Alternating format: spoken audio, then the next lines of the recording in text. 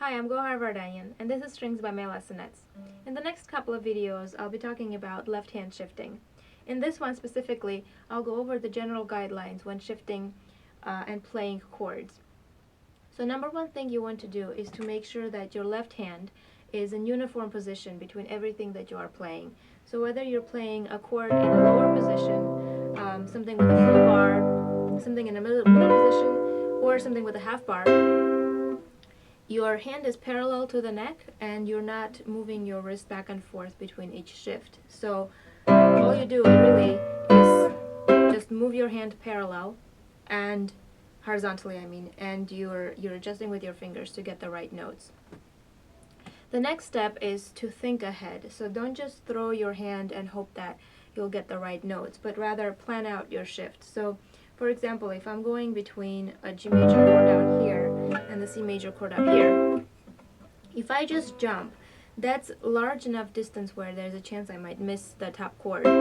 What I will do next is to see if there is any common finger between the two chords. So, for example, between these two chords, my second finger is on the third string, in the G major here and the C major here.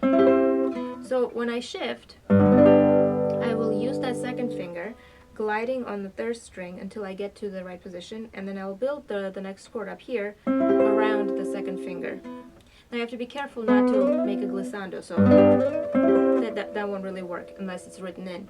So when you're gliding, you have to relax your hand and basically just have slight contact with the string and move over. This way, if you're using a guide finger, the distance won't matter as much. So even if I'm going from the lowest here to I hit here, because I have a finger guiding me, chances are I won't be missing the arrival chord.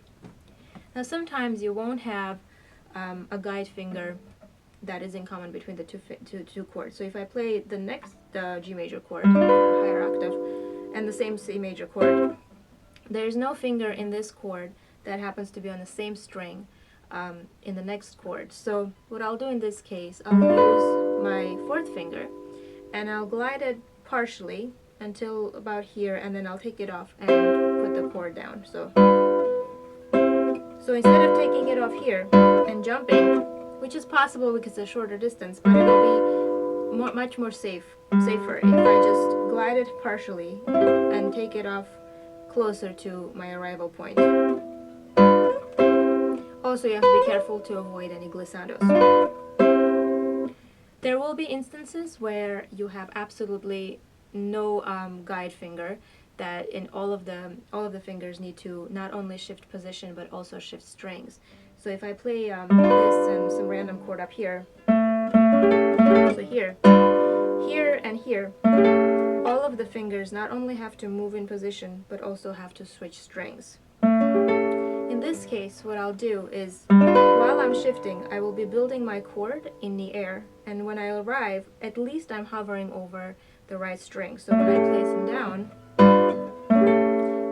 I don't miss them as much. If I just play here and arrive here haphazardly, not only do I have to get to the right position, but I also have to arrange my chord and make sure my fingers play the right string. And you've wasted all the time that you had between the previous chord and the next. So instead of waiting until you get there to build the chord, start building it in the air while you're traveling. That way you're using that time, and no matter how quick the switch, you haven't wasted that time of the travel distance to prepare in some way to play the next chord. In the next videos, I'll talk about what to do when something is arpeggiated, and also when you're playing single lines.